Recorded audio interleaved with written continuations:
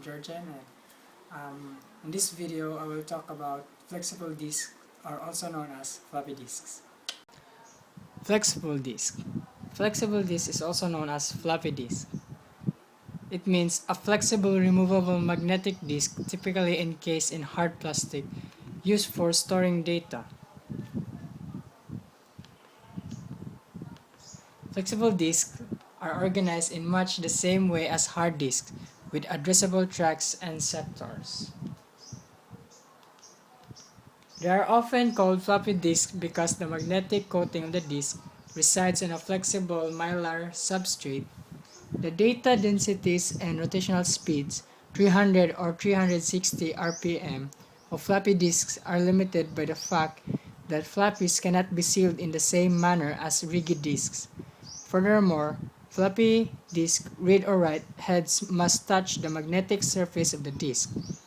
Friction from the read or write heads cause abrasion of the magnetic coating, with some particles adhering to the read or write heads.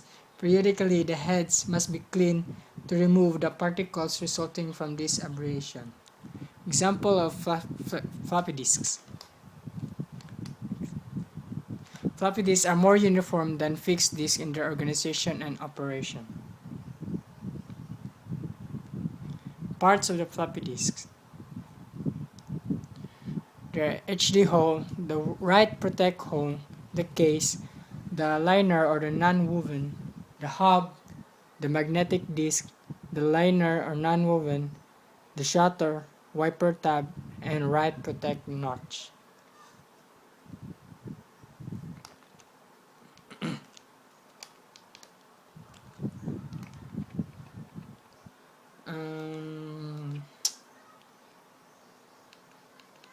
If you ever closely examine a 3.5 inches diskette, you have seen the rectangular hole in the metal hub at the center of the diskette. Here. The electromechanics of the disk drive use the hole to determine the location of the first sector, which is on the outermost edge of the disk. Floppy disks are more uniform than fixed disks in their organization and operation. The disk root directory occupies 14 sectors starting at sector 19. Each root directory entry occupies 32 bytes, within which it stores a file name, the file attributes, the archive, hidden, system, and so on, the file's timestamp, the file size, and its starting cluster or sector number. The starting cluster number points to an entry in the FAT that allows us to follow the chain of sectors spanned by the data file if it occupies more than one cluster.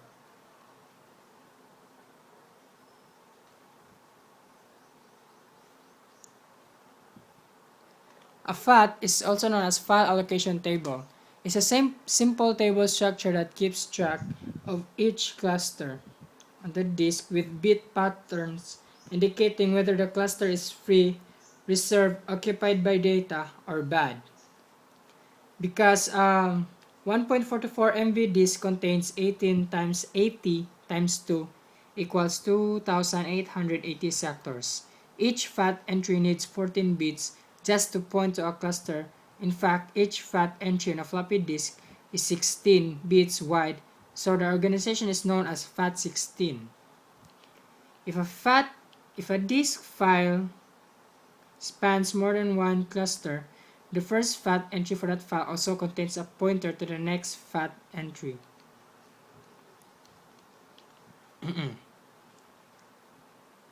To make this idea clearer, consider the FAT entries given in the next figure as stated.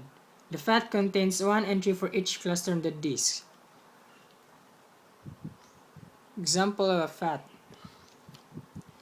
Let's say that our file occupies 4 sectors starting with sector 1 to 1.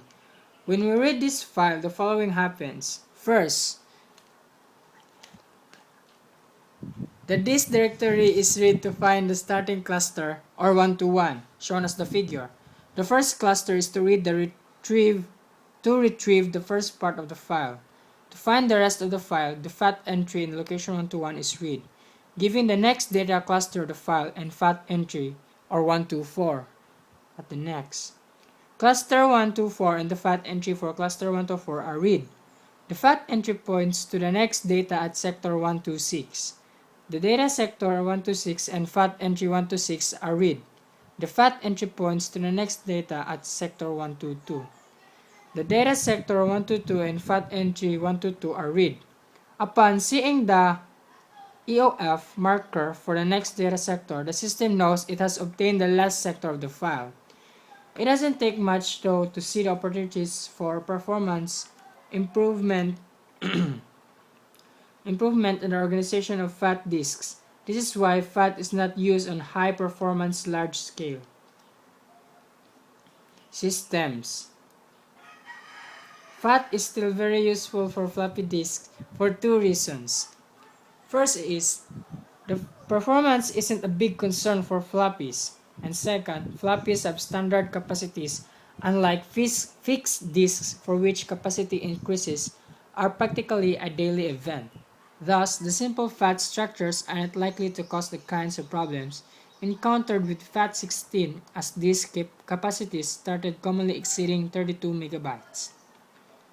Various vendors use a number of proprietary schemes to pack higher data densities onto floppy disks. The most popular among these technologies are zip drives, pioneered by the Iomega Corporation, and several magneto-optical designs that combine the rewritable properties of magnetic storage with the pre-designs that combine the rewritable properties of, with the precise read or write head positioning afforded by the laser technology. For purposes of high-volume long-term data storage, however, floppy disks are quickly becoming outmoded by the arrival of inexpensive optical storage methods. That's all to my video, and thank you for listening and watching.